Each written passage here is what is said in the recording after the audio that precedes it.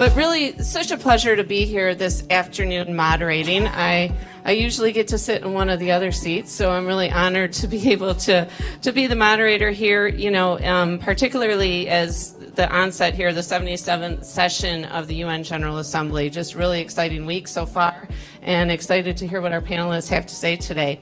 In 2015, the UN put forth the Sustainability Development Goals, or SDGs, as we all know, a universal call to action to end poverty, protect the planet, and ensure by 2030 all people enjoy peace and prosperity.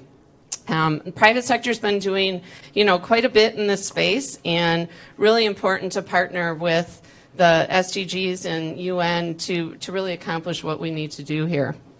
As drivers of economic growth and job creation, providers of goods and services, generators of tax revenue that help fund infrastructure, and pioneers of new and innovative solutions and technology, businesses and people behind them are critical to really tackling climate change and the challenges that we have. At GM, our technology, our talent, and our global scale will really ensure success as we move forward here, but we can't do it alone. We talk a lot at GM about bringing along partners both in the communities, government, private, and public to really accomplish our transition to an all-electric future. So really thrilled to be here today. I want to introduce our panelists. We've got, I probably won't get you in the right order here, but I'll do my best. Ms. Lila Karbassi, who's the chair of the SBTi Executive Board and United Nations Global Compact. We've got Ms. Judy Castaño, VP Diversity, Equity, and Inclusion at Munters, and Dr. Michael Okoroafor, I got it right? All right. Chief Sustainability Officer with McCormick, and Mr. Ryan Korinke, Global Head of Sustainability at PIMCO. So thank you all for being here today. I really appreciate your time. And we've got about a half hour or so together, we'll tackle some questions here. So Judy, if it's okay, I'll start with you. Sure. All right. So what do you consider to be the single most important action an HR manager can take to really holistically integrate diversity, equity, and inclusion into the workforce? Yeah, when I saw that question, I'm like, I have to ponder that, because the single most thing, right?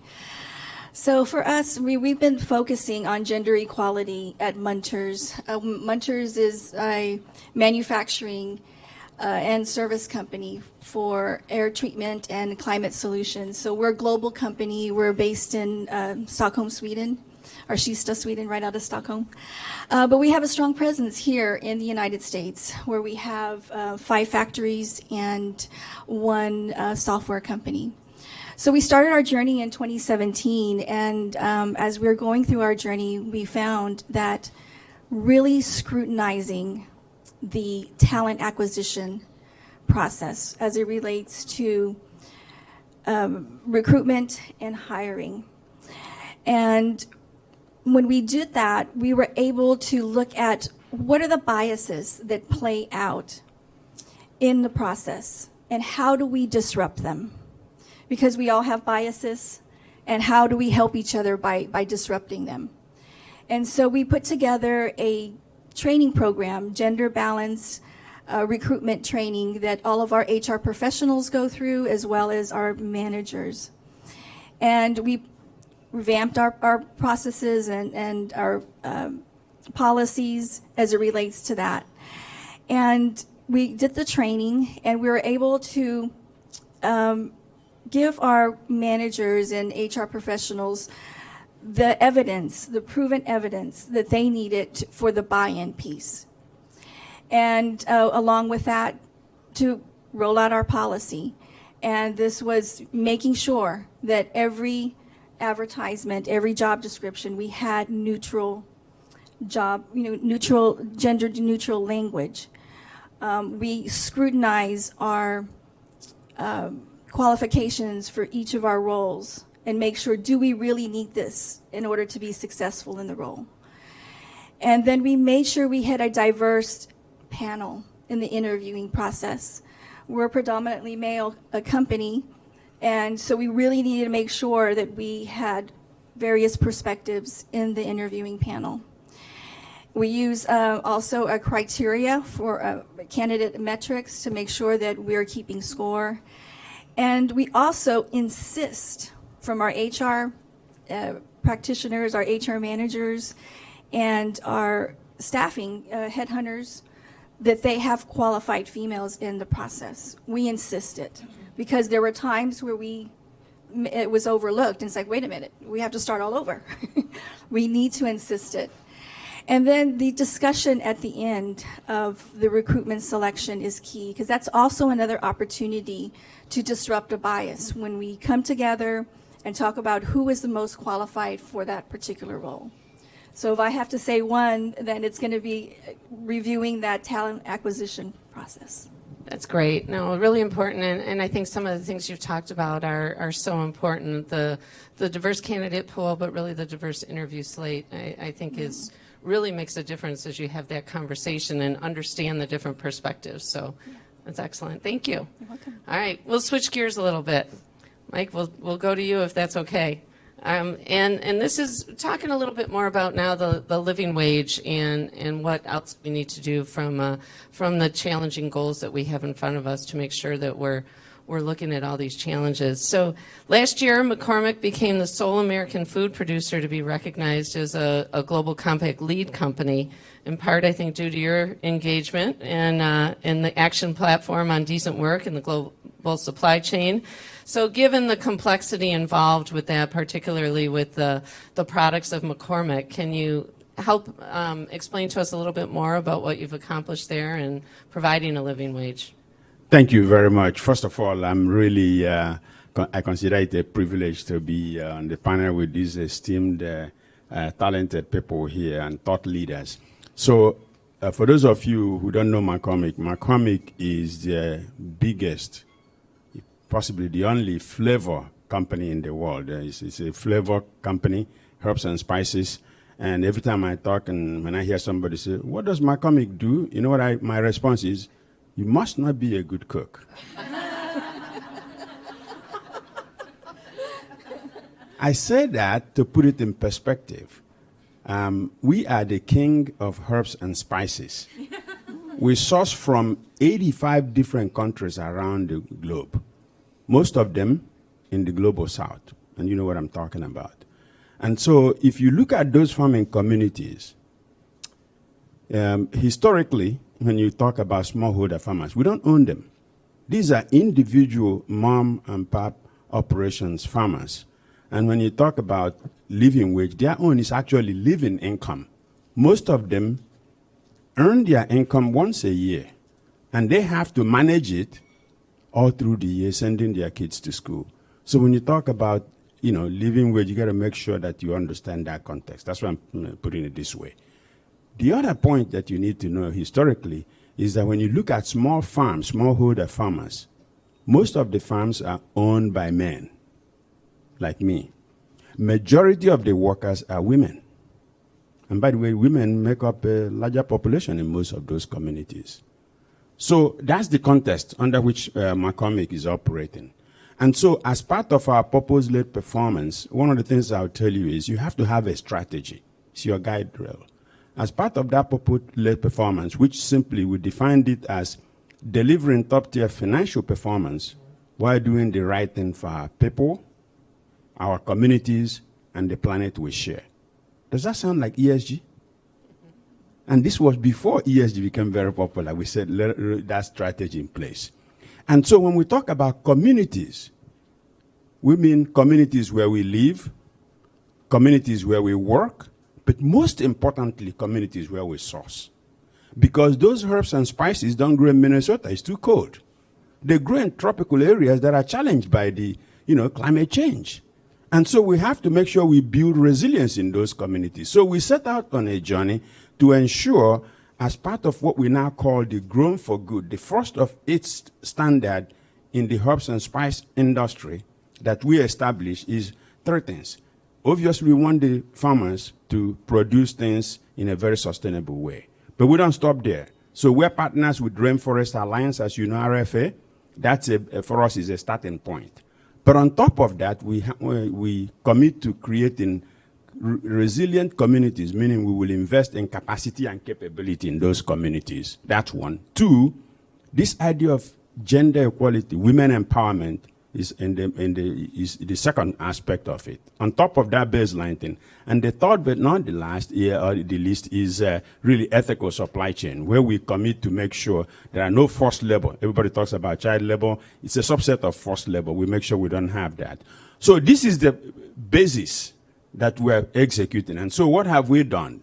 One is we began by that idea of women empowerment. So we actually, when we started this journey, we started in Madagascar with IFC. You guys know IFC? And then when we started that, we made sure through a village savings and loan that these people, these women, could take a loan to own their own farms. McCormick paid the interest on the loan upfront. So they got the money from the savings and loan. We can talk about transitional investment. That's what we did. And so now, a few years later, these people are thriving. This is even before the pandemic. They were doing well. They're very happy. In fact, when I visit some of those farming communities, it's like I'm home. I grew up in one of those farming communities. And if my mom, who was a subsistence farmer, did not make enough money to send me to an all-boys Catholic boarding school, and there are 4 children that she raised, all well-educated, I would say I'm the least educated, send me to an all-boys Catholic boarding school where you have to pay, I wouldn't be here today. So that changed the trajectory of my life. So if you really want to talk about really helping eliminate child labor and all those things, you have to empower these women to own their own things. Today, if you go to where we source from Madagascar, for instance, or Vietnam for black pepper, we can talk about some of that. These women are thriving. They are sending their kids to school. And their income is enough for them to live through the year and be able to send those kids to school.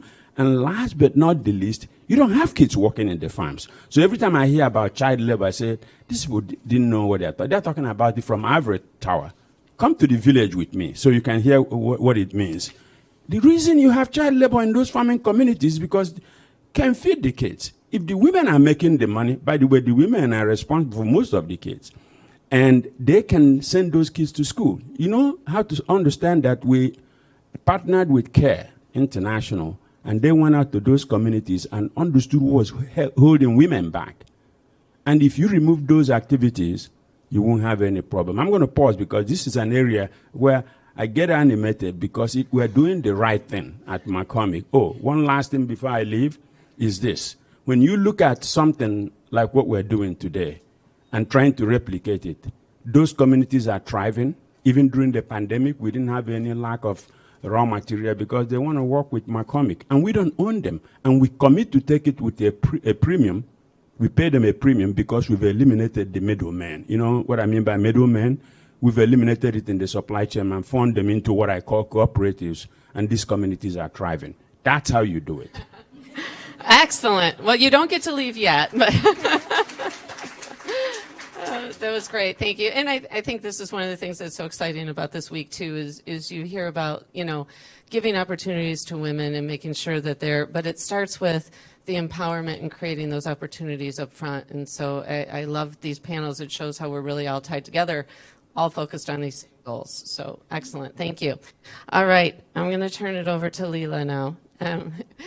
Thank you. Thank you for sharing the mics as we deal with technical challenges on top of everything else. So something certainly that's near and dear to me with SBTi. I know we have set our own goals for Scope 1, 2, and 3 at General Motors, all approved. So thank you. I know it's not an easy process, but it's tough for the right reasons. So that's great. So I know companies are required to reduce over 4.2% of their annual Scope 1 and 2 emissions in order to align with the 1.5 degrees C trajectory.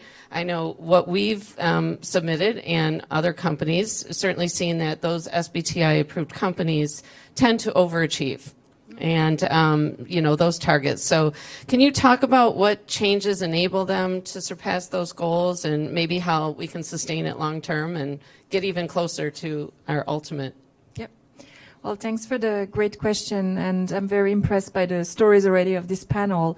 The SBTi is focusing on reducing CO2 emissions we're very pleased to see that actually companies that have approved targets are reducing emissions faster than what they had even, expected, and even faster than what we expect to achieve the 1.5 temperature goal. So this is great, and it's good news. It's needed because we know the projections don't look good on climate, so we need more of that.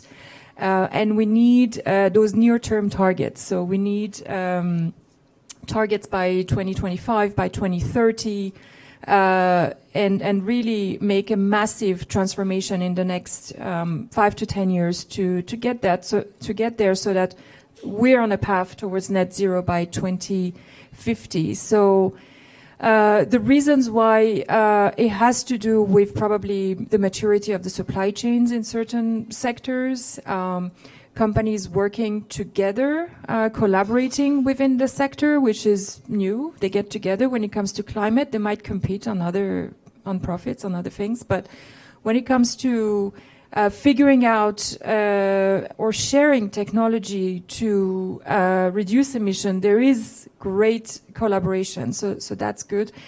Boards are engaged. There is pressure from investors, shareholders. So all of that works. Scope 1 and 2 are becoming the norm now. Scope 3 is extremely difficult, and when it comes to heavy emitting sectors, it's a very challenging topic. SBTi now covers 1/3 of the global economy. We have 3,600 companies that have committed one way or the other to the standard with near-term, long-term targets. About half of those companies have their targets validated. So there is enormous momentum and also great collaboration from many organizations that are working on this space to push that one unique standard. The US is doing good with SBTi, but in relative terms, in terms of the economy, it's actually, there needs to be more. There are big major companies that have their targets submitted and approved. But in relative terms, it's actually falling a little bit behind. Europe is 50% of the companies that we see through the pipeline. We're relatively good in Asia, and we need to make this a global effort. So the upfront cost for renewable is really too high for emerging economies and developing countries, but it has to be a global effort. So much more to be done on that front. I'll stop here for now. Thanks. Excellent, thank you. Yeah, again, I think one of the great things about SBTi is we get results on what we measure. And so having measurements and targets out there and validating them, I think it encourages us to all go faster and further. So great, thank you. All right, Ryan. So as a fellow CSO, I know that we interface with lots of the of the company. What role does corporate finance play in achieving SDGs? And I'm sure you interface closely with your CFO and there's relationship there. Can you share a little bit about that? Sure, and I would take it a step further in that PIMCO is an investment manager, and so our business is to take our clients' money and lend it out to companies, countries, hopefully get more money back in the process. And so there, we interact with a lot of CFOs on that front. In fact, I was just at another UNGC event earlier today, the CFO Coalition for SDGs, where we're trying to bring together private sector capital to help leverage public sector capital in order to really effectuate where society is going in a much stronger manner. And we really need to do that. There's just not enough public sector money to get there, although it will be critically important. And so really, as I think about what CFOs can do and where they can help and how they can embed this in the strategy. The first and most important is making investments. And I think the tendency is for a CFO to think about this as being, how do I improve my operational efficiencies and things like that. But the reality is there's also a lot of incredible revenue opportunities and things like that can be accretive to your own strategy. I was talking earlier with a CFO for an iron ore producer. You don't necessarily think of iron ore as being an area that's is going to contribute to things. But what's interesting is there's really 4 large iron ore producers in the world. Iron ore goes into steel. As steel gets made, it emits a lot of greenhouse gas. But this company has decided to invest in all sorts of technologies to really green the process of creating steel, also to green the process of them extracting and transporting the iron ore to steel producers. And, they're 10 years ahead of the other 3 competitors. And, when the day comes when they kind of get there and they have the one, green iron ore in the world, that's going to be fantastic for the business. That's going to, have massively increased their enterprise value. So it's a really good strategy to think about. And as we think about the CFO Coalition, for example, there's 60 members. Last year, they committed about $500 billion of new investments to SDG-aligned initiatives. I think there's been about $100 billion or so deployed over the last 12 months. There's ambitions to really ramp that up. There's hundreds of thousands of CFOs in the world, and so we could really leverage that even further. So that's one way. The second way, which we touch a lot as well, is how are you raising the funding for the projects, new investments, new initiatives that you're implementing for your firm, and there it's very interesting. If you're raising equity, if you're raising debt, almost everyone that's going to provide that to you in the market these days cares a lot about these topics and how you're thinking about sustainability in your strategy. And the reality is your cost of capital is probably going to be higher if you're not thinking about these topics. There's just so much more capital that cares about this and is interested and is incorporated into their analysis, feels it's very valuable. And so that's one thing. But then second, there's another area that's even more direct, which is there's the labeled bond markets, green bonds, social bonds, SDG aligned bonds. It's a market that we're quite active in. And the idea is that if I'm funding a project that is, dedicating to improving my, greening my electricity usage or, helping out funding a gender initiative, whatever it might be, usually that money will get lent to you at a little bit lower interest rate than you would if it was just sort of a general use project. And so that's pretty valuable to your business.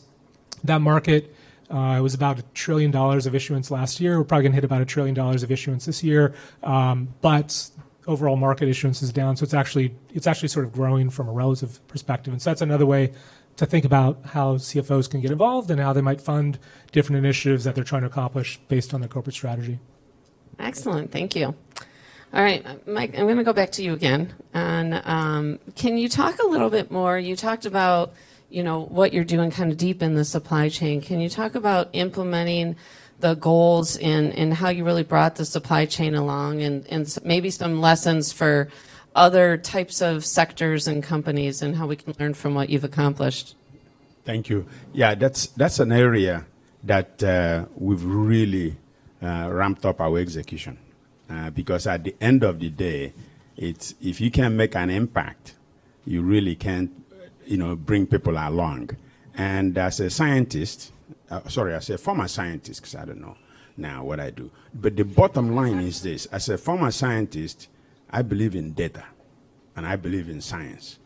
So one of the first things to show you how in the supply chain, one of the first things we tried to do was to understand where our biggest carbon footprint is.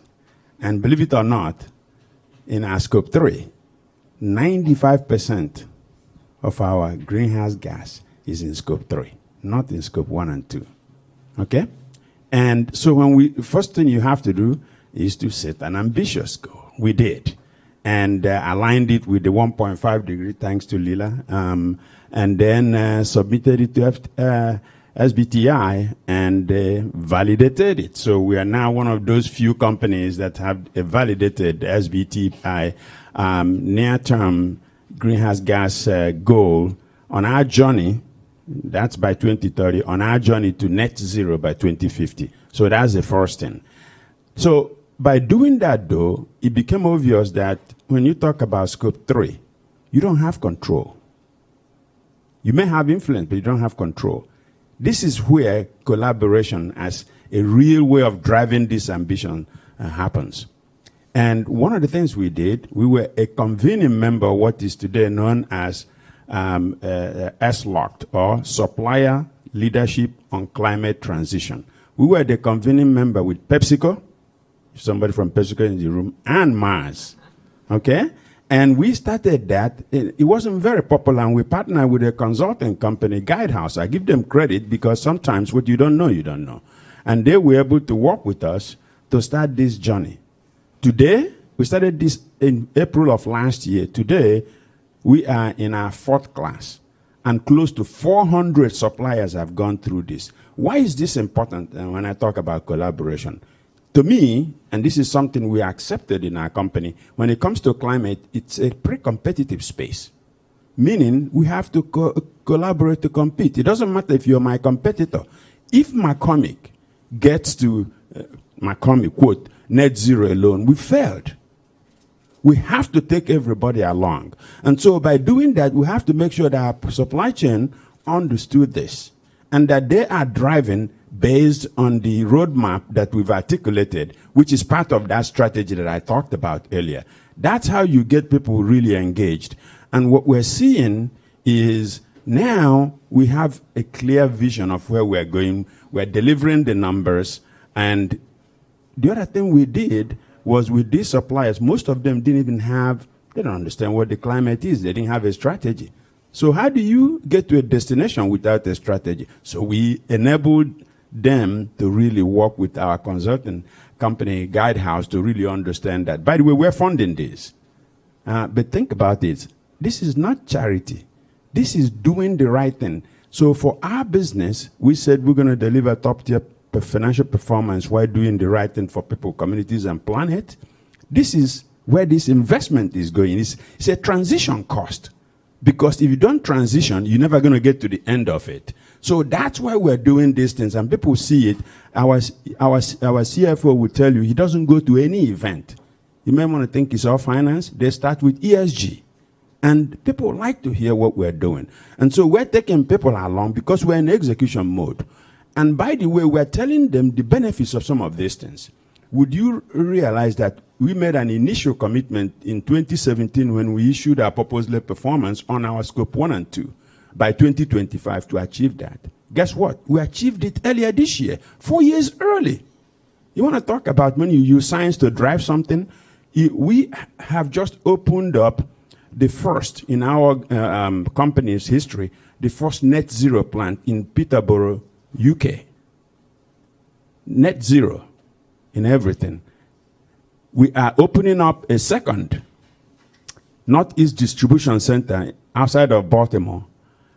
This building is, put it simply, half a mile long, a quarter of a mile wide. Think about it. And it's going to be net zero. It's going to start operation this September. So I tell you that because this is where we're driving. And that's how you take people along, by doing concrete things and showing small executable steps that give them confidence to come along with you. Thank you. Excellent. Thank you. So, Lila, I know, as you said, that there's a much lower number of companies who have committed to Scope 3 targets and validated. Any perspective on how those companies are doing that and being successful? Because it is a very challenging area. Yeah, so Scope 3 is mandatory within SBTi. So if a company doesn't have a target that is in line with the pathway, that company cannot, claim having been validated by the SBTi. So SBTi requires Scope 1, 2, and 3. 1 and 2, as you mentioned, most companies have it under control. The difficulty is around Scope 3. And a lot of the companies that are actually submitting their targets right now don't even know how to get there. But they're making the courageous step of saying, that's our destination. We're going to put all our efforts to get there. We don't have it figured out yet, but we're working towards that. And, there are some risks with this approach, but we encourage this because it's the reality that we're also counting on future innovation, to come in, and we want to put all our effort towards that. So, I was going to say, yeah, exactly. The important thing is to focus on where the majority of your footprint is within the Scope 3, and once you have that, slowly you can get there. Excellent. All right, Judy, I'm going to go back to you and maybe tie a few of these things together. So we talked about the importance of measuring and tracking in order for us to really accomplish goals. We talked about everybody needing to have goals to get to net zero or climate neutral, because if only one of us gets it, the planet still has a problem, and we only share one planet. So thinking about it from a gender equity standpoint, and I know our CEO, Mary Barra, stood up and said she wanted us to be the most inclusive company in the world.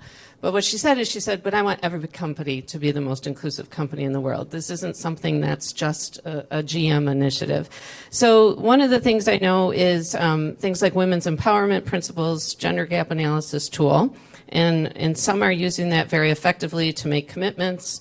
How would you suggest, that companies use that tool and use the data to be able to really make a difference? Yes, and so we joined the Target Gender Equity Network last year. And it was one to partner with other companies that have this initiative, and also to validate some of our thinking, and making sure we're setting the right path.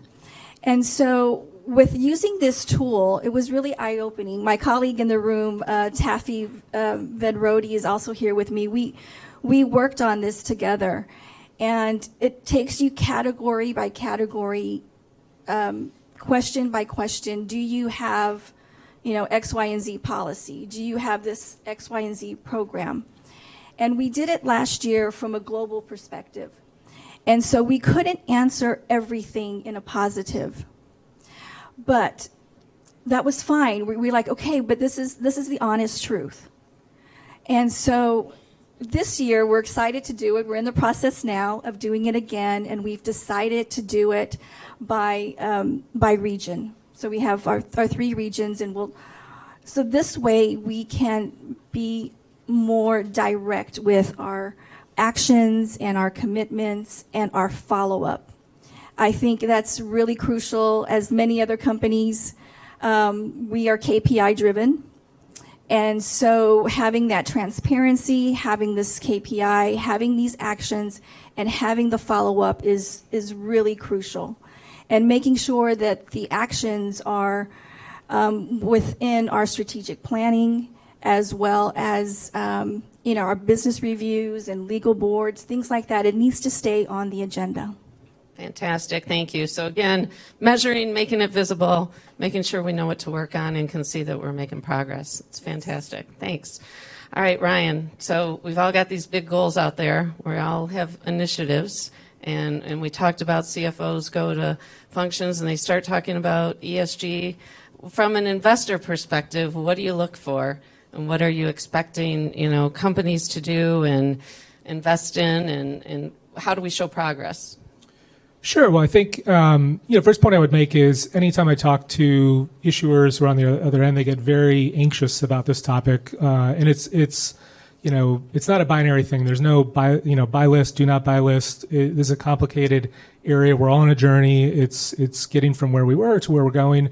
And so it's really a combination of kind of where the KPIs are now, what the strategic plan is in place, where the focus is, what the trajectory and trend looks like, and how good a job people are getting there. It's, have they signed up for SBTi? Is that in the process? If not, why? What human rights policy they have in place for their supply chain, sourcing, and things like that. And so what we're trying to do is look at a variety of factors to make the best investment decisions. What's interesting, of the assets we manage, about 25% of them, actually the clients have given us a mandate to say, the most general one is we want you to invest in companies that are more, progressive further along on these topics relative to those that are not.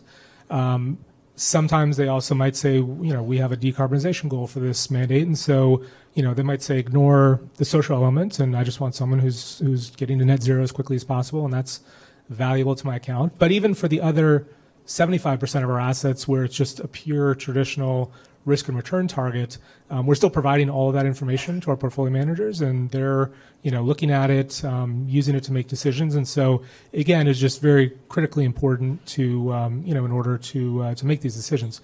Last plug I would make is that CFOs and companies and issuers in general, the more you can map your progress and alignment with each of these in like very direct terms, the better. So in a perfect world, I would love to know what percentage of your revenue is coming from SDG 3, what percentage of it is coming from SDG 13, or, not all of our products can actually be aligned to SDGs in a perfect fashion. So what percent of your operating expense or capital expenditure or something would be fantastic. And I have a lot of clients and investors that would love to see that, and they would love to put more money to work if they knew they could really, know that, lending money to McCormick is going to put, money in farmers' hands in the global south. That's exciting, and to know exactly for each dollar I put in, how much is that. So, so continue to get granular, and I know it's easier said than done, would be very, very helpful from our perspective. Excellent, excellent. Yeah, and I think I know internally we talk a lot about our business goals and our sustainability goals, our cultural goals are all the same. And I think we're really seeing and hearing this week even that companies, it's not a choice. It's a recipe for success to really make sure that we're focusing on these. So great. All right. So we got about 6 minutes left, it looks. So maybe we'll just go to some general thoughts and perspective. What's on your mind this week as you, I'm sure, do many other panels and engagements with other companies and leaders? What are you excited about, or what do you think our biggest challenge is as we try and accomplish what we're trying to do? Anyone can start. Okay, so here's the point for me. We've been talking a lot about what we're trying to do or what we're doing. I'm talking about companies in general. At the end of the day, really, the key point is, are you making an impact? So here's our belief, that really nobody cares about what we do, really. What people care about is the impact of what we do. And so, to your point, are we making an impact? That progress, is that making an impact? If it is not, change course. But if you can measure, you can track. So that's why impact is the operative work, and collaboration is overarching, in my opinion, for you to make that impact. It's not just making an impact in one area. Because, I'm going to end by saying, you've heard this, everybody knows this, that, the famous African proverb that says, if you want to go fast, go alone. But if you want to go far and make an impact, go together. I hope we can all go together. Thank you very much. So actually, I'm quite encouraged this week so far, and having worked on climate for 20 years, I'm quite anxious about where we are, and we have so much data, and we hear so many scenarios that don't look good, frankly, for the future of all of us, our kids, and all of that. So I get really stressed about it, and I know there is this term of eco-anxiety that's out there. Probably you feel the same, and for those of us working on this topic every day, you have ups and downs. And I started the week thinking this is going to be tough because you're going to hear a lot of negative things that, all the things we know, we just have 5 years, whatever. And in fact, it's not the case. So I've been really positively surprised and encouraged, and mainly because I've been talking with business. And I think business is leading. So that's amazing. And you're ahead of what governments are doing. And the determination is there, and it shows in the bottom line. So I'm right now in the ups and downs, and I'm up, and I'm hopeful.